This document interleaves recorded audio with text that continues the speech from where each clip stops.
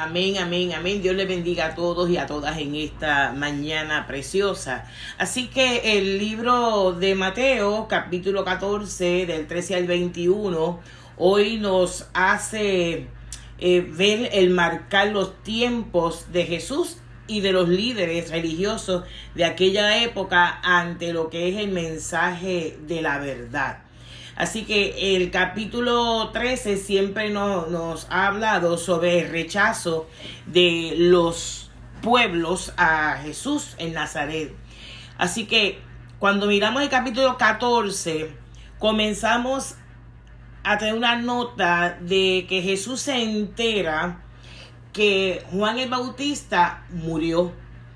Y esto nos deja claro los sentimientos a flor de piel de Jesús, que era 100% humano, ¿verdad? Así que Herodes Antipas sabe de la muerte de él, pues claro, él procura eso, pero cuando oye hablar de Jesús, piensa, mire lo que es el pensamiento de una desconexión, piensa que este Jesús mencionado es Juan el Bautista que resucitó en el cuerpo de Jesús. Mira qué cosa más bárbara, ¿ok? Así que de momento él no está pensando en una amenaza de muerte contra Jesús, pero tampoco se descarta como una posibilidad futura. Así que los textos de esta mañana también nos lleva a que miremos contrastes, ¿verdad? Y es que en esta mañana podemos hablar de lo que es la fiesta del cumpleaños de Herodes versus la alimentación de los 5,000 que Jesús ejecuta. Herodes se caracteriza por su opulencia, pero los alimentos de Jesús se caracteriza por el pan como una comida básica para el ser humano. Pero cuando cambiamos el contexto de pan, el pan de sobao que usted y yo nos comemos, versus el pan de vida que es Jesús, entonces vamos a poder ver mejor el contraste y el peso que tiene esto. Así que la fiesta de Herodes claramente estaba rodeada y caracterizada por odio, más los alimentos a los 5,000 se caracteriza por un término que yo quiero que usted no se lo olvide en el día de hoy, y es el término compasión. La fiesta de Herodes termina con muerte, pero la fiesta de Jesús sostiene vida, ¿verdad? Y decimos que es una fiesta el momento de la repartición de los alimentos. Lo que nos lleva a concluir en esto que le estoy diciendo, que en esta mañana nosotros y nosotras también deberíamos sentarnos para escuchar este tema tan interesante, para aprender cada día más, y no hay una desconexión de la escuela bíblica al texto de esta mañana. Al contrario, hay un hilo conductual excelente para que hoy y todos los días nosotros como iglesia tenemos que sentarnos a reflexionar. Número 1, deja claro la humanidad de Jesús. Jesús se entera de la muerte de Juan el Bautista, que es su primo, que es el enviado a abrir el camino para el mensaje del Mesías que tanto han esperado. Así que tiene que haberle jamaqueado la muerte. No se crea que porque era Jesús no había sentimiento. Oiga, hay sentimiento, y máxime que a él le ha sido develado el plan del Padre. Sabe que con la muerte de Juan el Bautista ya entra él en pleno ministerio delante de los seres humanos, ¿verdad? A llevarle el mensaje de reconciliación a la humanidad con Cristo. Así que cuando él se entera de la muerte, él toma una decisión y él decide apartarse. Y se puede apartar por muchas razones. Número 1, por el dolor que le embarga, ¿verdad? La pérdida. Porque aunque eran primos y quizás no estuvieron juntos mucho tiempo en su historia de vida, pero son sanguíneos, es amigo. Recuerda la discrepancia en el bautismo. Yo no te puedo bautizar. O sea, había una relación, aunque en algún momento Juan se pregunta, ¿será este el que estamos esperando? O sea, había temor. Porque era humano, no sé qué, que era Superman, que se trepa en los palos y nada le pasa. No, Jesús era humano. Por lo tanto, en este momento él decide irse aparte, y el apartarse, hermanos y hermanas, no es pecado. El apartarse para reflexionar con pies en la tierra y oídos en el cielo es necesario, y Jesús siempre hacía esto, tomaba espacio. Número 3, a mí me parece que también el llevarse los discípulos con él a esa zona aparte está protegiendo a los discípulos de una vez también. Así que la amenaza siempre ha estado delante de los ojos de Jesús y de nosotros también, los que profesamos la verdad, los que decimos que creemos en el Señor. Así que, para sorpresa de Jesús, que se quiere ir aparte para estar a solas, reflexionar con sus discípulos, mira el cuidado de Dios para con nosotros. Siempre nos agarra y nos lleva aparte, porque el cuidado de Dios es real, no es de apariencia, no es de fronte, es real. Entonces, cuando llegan al lugar apartado, oiga, la gente, la muchedumbre, estaban detrás de Jesús y lo sorprende. Él se baja de la barca y está la gente ahí. ¡Qué cosa! Imagínese usted cargado y cansado, que quiere disipar, que quiere pasar su pena a solas, y cuando usted abre la puerta, está aquello lleno de gente, de enfermos, de gente con mucha necesidad, y con todo y con eso, dice el texto que Jesús vio la muchedumbre, y yo recalco, y siempre se lo digo, la muchedumbre es una mezcla de gente con diferentes propósitos y sentidos, gente que creía, gente que no creía, gente que era enemigo de la obra, todo eso estaba ahí en muchedumbre, y a pesar de eso, cuando Jesús se baja de la barca y los ve, dice el texto que sintió compasión por ellos. Bárbaro esto. Compasión por ellos, y no se quedó en la compasión, porque nosotros podemos ver la gente y tener compasión. Ay, sí, ay, bendito, que vamos a hablar ahorita del bendito.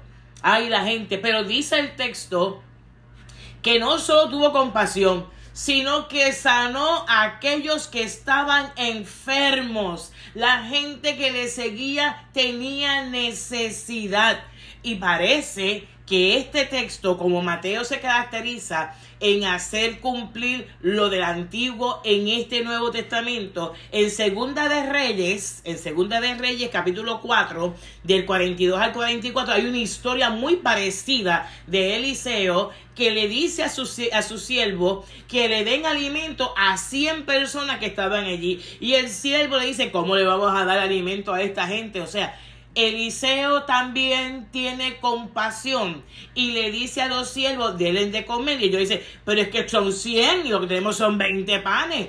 Y Eliseo contesta casi textual lo que dice Jesús y le dice: dales, no refutes, dales de comer, porque ellos comerán y les sobrará. En esta mañana nosotros tenemos que estar conscientes que nuestros refutes no pueden anular el plan que Dios tiene para la muchedumbre, para la humanidad. Aunque mi pensamiento sea bueno, la compasión del reino es más grande que lo que yo puedo pensar o imaginar. Tenemos que resaltar los episodios, porque estos episodios tienen dos cosas características. Oiga bien, Eliseo le dice al siervo: dale de comer, y Jesús le dice a los discípulos: denle vosotros de comer. Jesús lo que está diciendo es: yo lo puedo hacer solo, Dios lo puede hacer solo, pero Dios cree en el trabajo en equipo con el único fin de bendecir a los que le obedecemos. ¿Ok?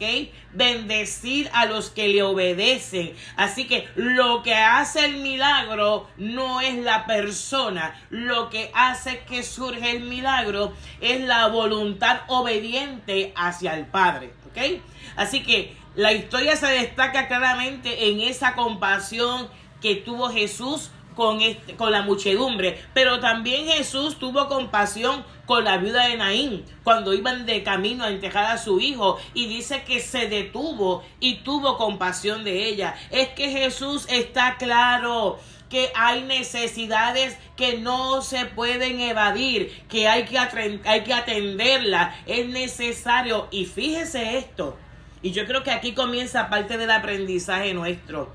Jesús decide apartarse y yo estoy segura que él necesitaba descanso y reposo, porque él no venía de janguear, él no venía de bailar, él no venía de jugar, él venía de Galilea de hacer milagros y prodigios, venía de hacer la obra del maestro, así que a él le hacía falta este milagro. Pero ¿sabe lo que me sobrecoge del texto? Es que cuando vio a la muchedumbre no se molestó, no se enfocó, no hizo pataleta y dijo, ay bendito, yo que iba a descansar, yo que iba a coger una siesta. No dijo nada de eso. Simplemente el amor empático, solidario, que se apresta a asistir al necesitado. ¿Sabes qué te quiero decir en esta mañana? Que Jesús rompió su agenda por amor a la muchedumbre, y vuelvo y recalco, por amor de aquellos que ni creían en él,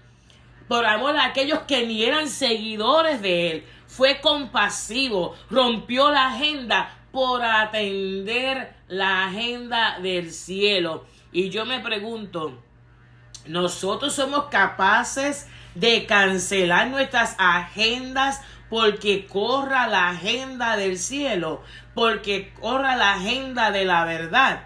Nosotros tenemos que trabajar de otra manera como creyentes en el Señor. Y es que nosotros rompemos agendas si nos conviene. Y en Jesús no hubo eso. En Jesús hubo una ruptura de agenda por amor a un prójimo, por amor al semejante. Y nosotros debemos trabajar en la verdad, que es esto que usted y yo hablamos, que profesamos, con una actitud que se llama acción de gracia. La acción de gracia que se supone que brote del corazón de nosotros. A Dios no le pesa hacer milagros. A Dios no le pesa asistirnos. La pregunta sería, ¿cómo respondemos nosotros en nuestros llamados y ministerios? Y no hay que tener ministerio para tener llamados, porque todos estamos llamados a llevar la gente al arrepentimiento y llevarle la verdad al ser humano. ¿Cómo respondemos nosotros? ¿Qué tipo de gratuidad yo demuestro como creyente de la verdad de Cristo, que también se detuvo para bendecirme a mí? Yo creo que debemos hoy, sentados en la grama que estamos en esta mañana, debemos comenzar a establecer prioridades. Dios es primero, Dios es segundo y Dios sigue siendo tercero. Dios es nuestro norte, es el que nos tiene que nos debe de jamaquear. La agenda principal de un creyente debe ser la agenda del reino. La agenda nuestra es secundaria, la agenda del reino es lo primero. Y tenemos que tener algo claro que yo quiero traerlo en esta mañana, es que vivir agradecidos no es sacrificio. Vivir agradecidos a Dios no es sacrificio. Vivir agradecidos de Dios es vivir alabándolo por medio de todas las funciones que ejecuto como creyente, como aquel que soy esclavo del Espíritu. No hay sacrificio. El sacrificio aquí usted ni yo lo hemos hecho ni lo haremos jamás. El sacrificio lo hizo Cristo en la cruz del Calvario por nosotros. Por eso me encanta el Ignacio cuando canta, ¿con qué pagaremos amor tan inmenso? Cuando a nosotros nos es bien fácil romper la agenda de Dios por la que me gusta. Por eso digo que no hay diferencia en la clase bíblica con lo que vamos a hablar en esta mañana. Nosotros rompemos, punto, rompemos y le buscamos las 20 excusas y lo justificamos. Lo justificamos no por la fe, sino por nuestro carácter, por nuestra humanidad, lo justificamos. Sin embargo, el salmista en el 145, 8 y 9 dice, es que nosotros debemos, urge que el pueblo que dice que ama a Dios le bendiga y le alabe por siempre y alabe su nombre. No el nuestro, el de Dios. ¿Y por qué hay que alabarlo? Por la fidelidad, por la misericordia, por la compasión que también ha tenido con nosotros y con los nuestros. Dígame si Dios no ha sido bueno con su casa. Dígame si Dios no ha sido bueno con usted. Dígame si Dios no ha sido bueno con su iglesia. Dígame si Dios no ha sido misericordioso con este país a pesar de todo. Dígame usted, ¿verdad? El salmista reconoce a Dios como rey y la iglesia tiene que reconocer a Dios como rey. La iglesia tiene que dejarse de pamplina y comenzar a mirar a Dios de frente. Mire, hay cosas más importantes en el reino que a veces las babosadas que nos entretienen. La iglesia tiene que enfocarse en el Espíritu. La iglesia tiene que conectarse al Espíritu. La iglesia tiene que doblegarse al Espíritu. La iglesia tiene que amar al Rey de Gloria. La iglesia tiene que dejarse seducir por el Espíritu. Hay tantas tonteras que nos rodean, que nos quitan la atención y nos roban la fidelidad a Dios. La iglesia tiene que concienzarse que por compasión mezclada con amor, hoy usted y yo gozamos de la libertad en Cristo y no alabamos. La iglesia no sabe alabar. La iglesia sabe quejarse, refutar, abortar el plan de Dios. La iglesia tiene que concienzarse que hay un Dios vivo y de poder y tiene que poner en balanza qué es más importante, mi refute o la esencia del Espíritu. La iglesia tiene que centrarse hoy día. Esta isla está patas arriba con tantos cristianos en esta isla. Se supone que haya menos asesinatos, se supone que haya menos criminalidad, porque hay muchos creyentes. Llenamos el Coliseo para ver a Nancy López, pero no llenamos la iglesia porque estamos cansados. ¿Alguien dice amén en esta mañana? Se nos olvida cuál es la esencia nuestra. Se nos olvida, hacemos propaganda para que nos vean hacer y ejecutar y que nos aplaudan, cuando los aplausos son para el Señor. La compasión es lo que importa aquí. Tú y yo no somos importantes, porque lo importante de usted y yo fue Cristo, que murió por nosotros, ese que se detuvo ante mi humanidad pecaminosa y que no deja de pecar. Esa esencia es la que tenemos que centrarnos en esta mañana. El salmista dice: comprométete a alabarle, métete con Dios, haz lo que tienes que hacer, suelta la agenda humana y responde a un Dios compasivo que te miró desde la muchedumbre, te sacó de la muchedumbre y te hizo pueblo, y todavía andamos con quejanza. Oye, el Dios que se detuvo ante mi humanidad, el Dios que no se cansó de mirarme, que no se cansó de buscarme, que no se cansó de llamarme, y aún todavía diciendo que soy parte del cuerpo de Cristo, me paso dando pasos para atrás y pasos para adelante. Oiga, en esta mañana tenemos que notar que nos hace falta afirmar que Dios habita en el corazón. ¿Alguien me está escuchando en esta mañana? De verdad, Dios habita en el corazón, porque si Dios habita en el corazón, entonces tengo el poder, la potestad para decirle al diablo: cállate, limpia mi corazón, Espíritu Santo, y sigo cabalgando hacia la meta, y sigo caminando hacia el Dios que me llama.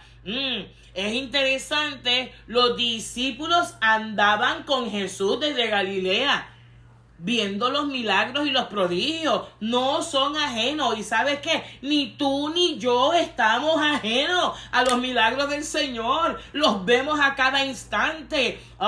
Pero entonces, oiga esto, la propuesta está brutal. Porque humanamente la propuesta, única.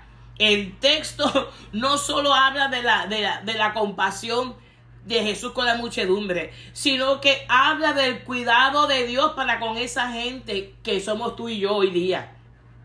Oiga esto, al atardecer, los discípulos le hacen un acercamiento a Jesús. Aguántese la peluca, aguántesela.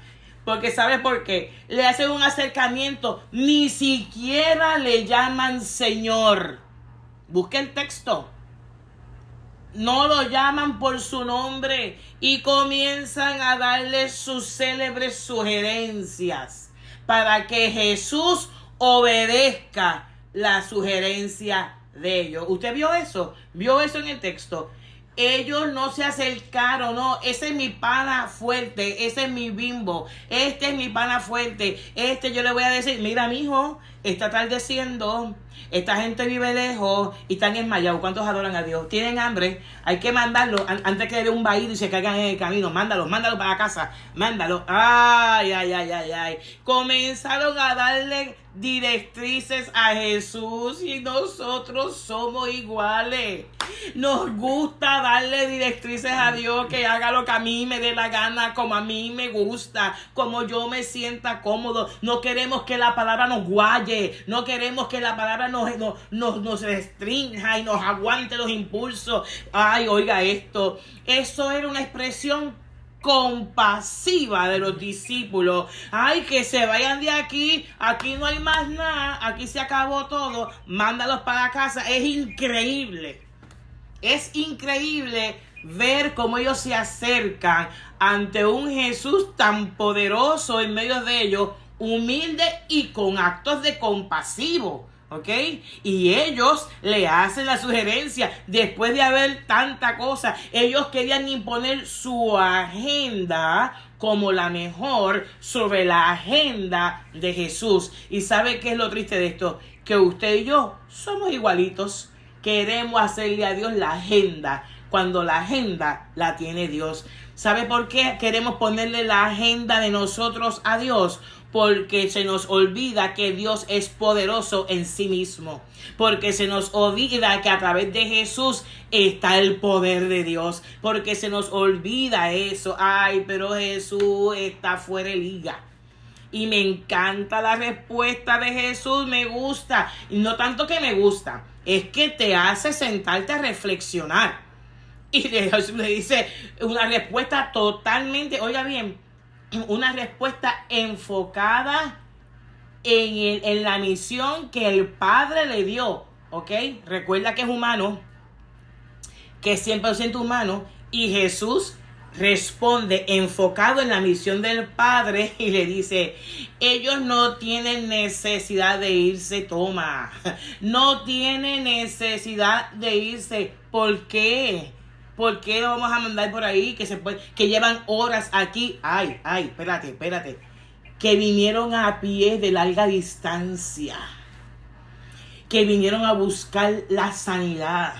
Que vinieron a buscar pan de vida, palabra de vida, pan de vida. Y ahora se han sentado aquí, han escuchado la verdad. Y ahora ustedes quieren que yo los mande por ahí para abajo. No. Denle de comer, toma, ahí me gusta a mí. Denle de comer. ¿Quién? Tú, el de la sugerencia. Tú, enrollas de las mangas. Tú, el que quiere romper la agenda. Tú, dales de comer, muévete. Tu sugerencia es contra natura. Tu sugerencia no es de misericordia. Tu sugerencia no es de compasivo. Tu sugerencia no se parece a mí, que es a quien tú sigues. Denle de comer. Ay, pero como siempre somos como Jalisco. No te rajes, seguimos en la misma. Le dicen ellos entonces, no, si lo que tenemos son 5 panes y 2 pescaditos, imagínate, aquí hay un montón de gente.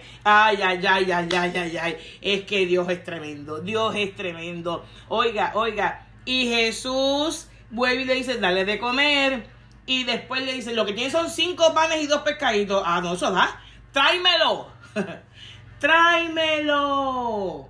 Yo creo que ahí está la clave. Que queremos vivir un evangelio independiente. Y este evangelio no se vive en una independencia espiritual. Se vive en una dependencia espiritual. Este evangelio es para que veamos la gloria de Dios y no la gloria nuestra. ¿Ok?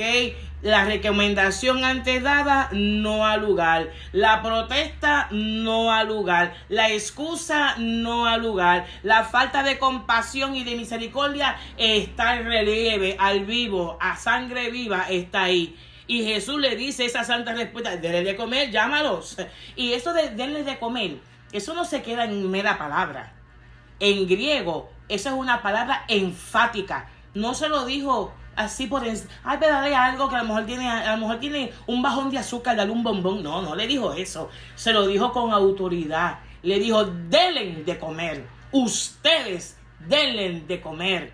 Oiga, y ellos buscaron los panecitos. Claro, Mateo no dice quién trajo los panes. Mateo siempre dice que aparecieron los panes.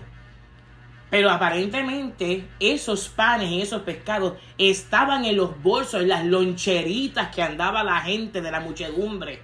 Y Andrés, Felipe y Andrés dándole vuelta a la gente, encontraron eso. Y me imagino que para no pasar como colgado, tenemos esto aquí, ¿verdad?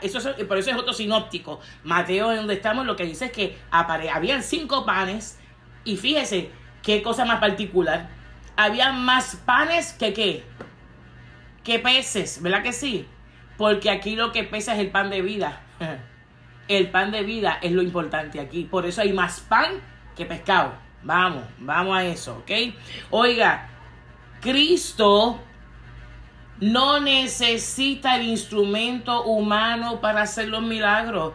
Basta con lo que él hizo: tomar los peces, y como era 100% humano, toma los panes, toma los peces y los levanta como si fuera la Santa Cena, y los bendijo y los presentó al Padre. Porque cuando nosotros nos ponemos de acuerdo con Jesucristo, porque todo lo que pidas en su nombre, eso se dará, eso se presenta al cielo, y el cielo multiplica. ¿Cuántos dicen amén? El cielo multiplica, no es el poder humano. Lo que mueve a Jesús a interceder por nosotros es el acto de obediencia. El acto de obediencia hace que yo le entregue los panes y los peces al maestro, y el maestro los presenta al Padre, y el Padre que está en el cielo multiplica. Y yo pregunto en esta mañana, hoy es un buen día para evaluar cuán importante es la obediencia nuestra al Padre. Hoy es una buena mañana para preguntarnos si nuestra contribución es mucha o poca ante el reino. O si nuestra contribución es de refutar, de señalar, o es compasiva y misericordiosa. Oiga esto, ¿qué es lo que le traemos a Jesús para que multiplique? Sería bueno preguntarle, ¿qué le estamos trayendo a Él para multiplicar? ¿Qué es lo que se multiplica? Pues en esta mañana nos está diciendo, se debe multiplicar en la iglesia la compasión. Se debe de multiplicar en la iglesia la misericordia, el anhelo de servir, de acompañar, la pasión de parecernos a Cristo cada día más. Se debe multiplicar nuestra fe. Tráelo aquí. Te digo en esta mañana, el reguero que tienes encima, el reguero mental, el reguero en el corazón, sácalo en esta mañana y tráeselo a las manos de Jesús. Todo refute, todo chisme, toda violencia que tengas por dentro, tráesela al Señor en esta mañana. Se lo tienes que traer si quieres ser libre para servir en el reino. Es así. Si no, seguiremos, como decía Judy en la casa, estancados en el mismo escalón, sin ningún beneficio de movimiento hacia un mejor futuro. Claro, solamente los discípulos nos refutaron. Moisés también refutó. Cuando le dijeron, vete, y él dijo, ¿con qué? Y él le dijo, ¿qué tienes en la mano? ¿Y qué dijo él? Una vara. Pues con la simple vara, fíjense que no hay que ir a Walmart a comprar nada, ni hay que ir al mall de San Juan a comprar nada costoso. Con lo que tengas en la mano, y quizás hoy dice, ni en la mano tengo nada. Pero hay intenciones en el corazón que se las puedes poner en las manos al Señor y Él obrará. Ponérselo en las manos es necesario, porque tomamos los asuntos en nuestras manos y no prosperan. Pero si tomamos los asuntos y los ponemos en las manos del Señor, eso es otra cosa. Oiga esto, la actitud de los seres humanos desde antiguo hasta después de Pablo son las mismas, porque somos humanos y nuestra presunción de pecado siempre está delante de nosotros. Pero dice Pablo en Romanos 9, del 1 al 5, que le duele el corazón. Le duele el corazón. Dice que tiene un dolor inmenso por la indiferencia de los judíos, que es el pueblo de Dios. Y yo me pregunto, en esta mañana, ¿cuál es el nivel de indiferencia que tenemos ante una misión que Dios nos ha puesto en la mano? ¿Cuál es? Oiga bien, el rechazo de cumplir la misión, la oposición a la misión, sea grande, sea pequeña, esto es un problema serio en el cuerpo de Cristo, serio en la humanidad, serio. Por eso los gobiernos no se ponen de acuerdo, porque hay boicot entre ellos mismos y nosotros boicoteamos muchas veces el reino de Dios también, con nuestras presunciones, y se nos olvida llevarle las cosas a Dios a las manos. Oiga esto, Pablo dice, parece que se nos olvida que somos justificados por la fe. Parece que se nos olvida que hay una gracia firme. Parece que se nos olvida que somos adoptados, que somos hermanos de Cristo y coherederos del reino. Parece que se nos olvida que tenemos la libertad de decirle a Dios, Abba Padre, que tenemos el velo rasgado de entrar a su presencia. Actuamos como errantes, actuamos como huérfanos, actuamos como intolerantes y hacemos a Dios mentiroso con nuestras acciones y actitudes. Le damos la prioridad a lo que no tiene prioridad y le damos poder a lo que no tiene poder, a lo que no sana, a lo que no vivifica, sino a lo que condena y nos esclaviza. Y Pablo está triste. Triste, profundamente triste, porque la iglesia se nos olvida nuestros orígenes. La iglesia se cree que somos los héroes. Ni usted ni yo jamás seremos héroes en el evangelio. No lo somos. Tampoco somos indispensables. Somos necesarios, pero no indispensables. No somos héroes. El héroe es Dios. Somos esclavos de nuestros actos, para bien o para mal. Se nos olvida la compasión y tenemos la agenda. Allá Juana con sus pollos. No nos da sentido de remordimiento por nada. Abandonar la grey, abandonar los ministerios, abandonar. No nos da ni hipo. No nos da hipo. Estamos refutando como los discípulos, dándole nuestra agenda y nuestras mejores excusas. Se nos olvida el verdadero significado de la compasión, y tenemos que tener compasión no solo con la gente, compasión por la obra, porque la gente llega a la iglesia por la obra y no tenemos compasión. Se nos olvida que la compasión, y yo dije ahorita que lo iba a traer ahora, la compasión no es pena, ¿sabe? La pena es alguien que diga, ay, qué pena, eso se llama soberbia.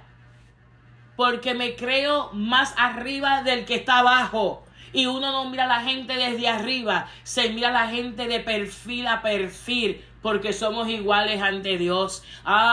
Pero es más fácil serlo así. La compasión, ¿sabe lo que yo conseguí como una definición para compasión?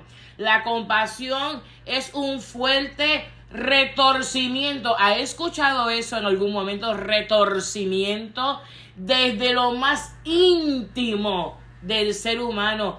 Que se nos retuerza el corazón en esta mañana, que se retuerza el alma en esta mañana, que se retuerza la mente en esta mañana. Nos hace falta percatarnos de la necesidad. Jesús se olvidó de su descanso. Jesús se olvidó de todo, hasta de la persecución, hasta que Él podía ser mañana el próximo muerto. Porque la necesidad era más grande que su propia necesidad. Y yo me pregunto en esta mañana, ¿vemos nosotros las necesidades de la iglesia? ¿La vemos? ¿La tenemos a flor de piel? ¿Cuál es la necesidad de la iglesia suya? ¿Cuál es su necesidad? ¿La trabajamos? ¿Somos partícipes para mitigar la necesidad? ¿Somos compasivos con la obra para que otros vengan y puedan deleitarse de lo que usted y yo nos deleitamos? ¿Nos inquieta la necesidad de la obra? Nos inquieta la necesidad del humano, del hermano que está al lado. Nos inquieta estar en rivalidad con un hermano en la fe. Nos inquieta el enojo, nos inquieta el despegue, el romper la relación. Nos inquieta. Yo creo que esta es una mañana para seguir sentadito en el pastito ese, ¿sabes? Sentadito, relajado en el pastito. Donde el Señor nos está diciendo, no es cuestión que si es Juan, que si es Pedro, que si es gratitud. ¿Sabes de qué es cuestión? Que me escuches, que te enfoques y que oigas la voz de Dios. Porque seremos señalados y acusados y condenados por lo que hemos conocido y no ejecutamos, ¿sabes? Hay un juicio más adelante. Dígame pentecostal porque tengo una por dentro. Pentecostal soy, vamos. Pero tenemos un juicio. Hay un DVD allá arriba. Hay un videíto. Hay un live suyo en el cielo. Por si no lo sabía. Porque nadie será juzgado por lo que no conoce. Todos seremos juzgados por lo que conocemos. ¿Ok? Fue enfático.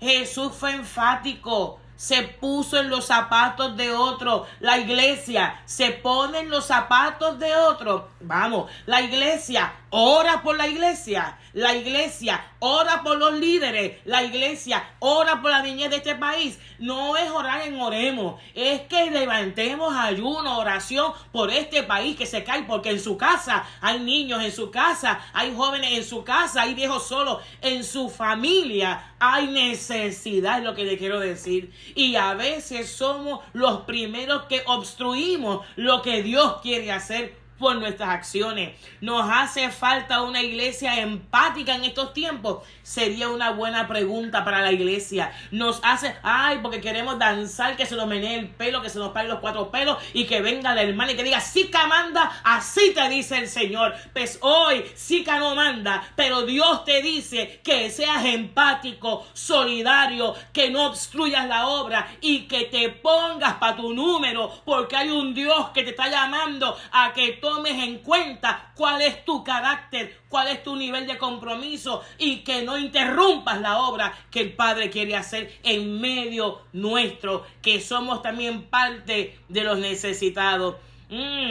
Jesús vio el dolor, lo vio, no vio las víctimas, como dice el anuncio, las víctimas no las vio el dolor, y a veces el dolor está por dentro y no está por fuera de lo expresado, ¿ok? Así que hay gente que se sienta al lado suyo en las bancas, que son gente que necesita agolpeadas por el dolor humano. Oiga esto, la frase de los discípulos se pasaron, ellos botaron la pelota. Este lugar es muy alejado, o sea, ellos vienen de lejos, le va a coger tiempo llegar a la casa, es muy alejado. ¿Y cuán cerca estamos nosotros de Jesús? ¿Cuán cerca? ¿Ok?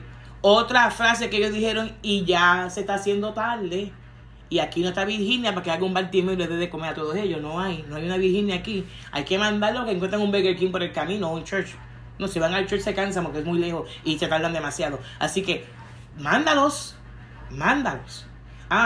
Y después lo lindo, aquí es que se entorcha la cosa.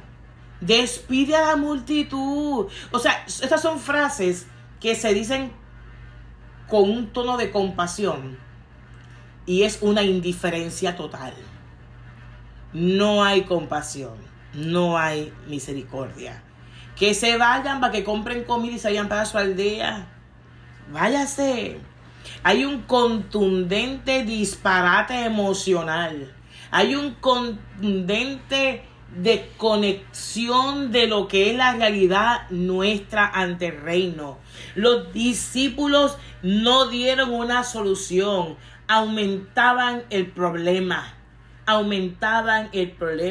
Deshacerse de la gente, decía Judy ahorita en su clase, sería a veces bueno dejarlos que se vayan por un zafacón para abajo. Eso sería excelente, claro que sería excelente, pero no es el propósito, no es lo que Dios quiere, no es lo que Dios está poniendo en el corazón, ¿verdad? Eso no es. Nos hace falta entonces no lavarnos las manos y allá Juana con sus pollos, sino yo creo que hay que concienciarse qué nivel de espiritualidad estamos cultivando. ¿Qué voz estamos escuchando? Yo creo que es como la 4ª vez que digo esto. ¿Qué voz tú escuchas? ¿Quién? ¿Quién te habla? ¿El espíritu o la división? Y si es división es el diablo, porque no hay otro nombre, ¿ok? Si es división es diablo, no es Dios, ¿ok? Es más, Jesús adopta un principio que sigue en pie en nuestros días. Y es que el Hijo de Dios, los hijos de Dios, estamos llamados a ministrar en medio de las necesidades humanas con lo que tenemos. Y usted tiene algo muy grande y es Dios en medio nuestro. La iglesia tiene que en esta mañana aceptar el reto y comenzar a vivir el desafío de alimentar en lo físico y en lo espiritual a aquellos que están cerca de nosotros, que están con nosotros, que no están con nosotros, que no nos aman para nada, pero tenemos que hacerlo, porque lamentablemente esta es la jerga. Pues ¿sabe por qué? Porque el Señor dice en el texto de hoy que cogió los panes, los bendijo, los partió, los discípulos, nosotros, lo distribuyeron y al recogieron 12 canastas sobrantes. ¿Ok? Y no fueron 5,000 porque no se están contando ni los niños, ni los enfermos, ni las mujeres. Así que allá había sobre eso. En esta mañana yo creo que nosotros y nosotras deberíamos, para ir cerrando, romper con nuestras agendas. Rompe con la agenda de víctimas, rompe con la agenda de no amada, no amado, rompe con eso y métete en la agenda de Dios. Rompe con los refutes, rompe con las renuncias al espíritu, rompe y comienza a depositarte tú en las manos del Señor, porque es en esas manos donde no te vas a malograr, es en esas manos que vas a ser fructífero. En esta mañana la iglesia tiene que romper con su agenda, que haya el deseo de llegar a la casa de Dios, que haya el deseo de ofrendar en la casa de Dios, que haya el deseo de servir en la casa de Dios y mirar no tan solo la necesidad humana, sino la física, lo que nos están demandando, porque es la casa del Dios que yo alabo, es la casa del Dios que yo sirvo, es la casa del Dios que me salvó, la casa del Dios que me llamó. Nos están llamando a la obediencia. Yo creo que esto lleva semanas, meses, llamándonos a la obediencia. Y andamos chévere, chilling, en la mía, chévere, en la mía, sin ningún problema, porque no me da ni hipo. Y yo creo que la indiferencia, la iglesia no se sustenta por sí misma. La iglesia se sustenta por la palabra del pan de vida, que es de Cristo. Por eso que en unos textos más adelante en Juan 6 dice, ¿ustedes me siguen por el pan de cebada? ¿O me siguen porque reconocen que yo soy el pan de vida? ¿Por qué ustedes me están siguiendo? Esa es una buena pregunta en esta mañana. ¿Por qué tú le sigues? ¿Por qué tú sirves a Dios? ¿Por qué tú sigues en la iglesia? ¿Por qué? Porque cojo aire acondicionado, porque es un tiempito bueno. ¿Por qué? ¿Por qué le servimos a Dios? Oiga esto, la iglesia tiene que valorar lo mucho o lo poco que tenemos, porque mucho o poco hay que dejarlo siempre puesto en las manos del Señor. La iglesia debemos vivir como instrumentos de Cristo, no de apariencia, como instrumentos de Cristo. El que tenga oídos que oiga, y lo digo serio, el que tenga oídos que oiga lo que el Espíritu le habla a la iglesia. Y si tú eres iglesia y tú proclamas a Cristo y dices que eres creyente, abre los oídos y permite que su espíritu, el suyo, no el de Dios, el suyo, sea compasivo y sea un espíritu que aliente al hermano prójimo, al necesitado, y que nosotros no solo podamos ser este gran proyecto de vida, sino que dejemos herencia para otros que vienen. Dice el escrito que los mandó a sentar para que vieran el milagro de Dios. Si usted y yo nos sentamos en esta mañana y reflexionamos en este texto, también veremos no una gloria cualquiera, una gloria multiplicada, una gloria sobreabundante, porque lo que ocurrió allí fue un milagro sobreabundante, porque los que eran opositores cambiaron la tónica, pusieron lo que tenían en las manos de Jesús, porque no hay que vivir con Jesús con apariencia, hay que vivir tal como somos y ponernos en las manos de Él, y Él lo presenta al Padre como abogado que tenemos a la vista del Padre, y el Padre multiplica en nosotros todo. Yo creo que en esta mañana solamente podemos saciarnos si creemos en la compasión y en la misericordia de un Dios que nos ama. Puerto Rico necesita una iglesia que ame, una iglesia que adore. Puerto Rico necesita padres responsables que empujen a sus niños a la iglesia.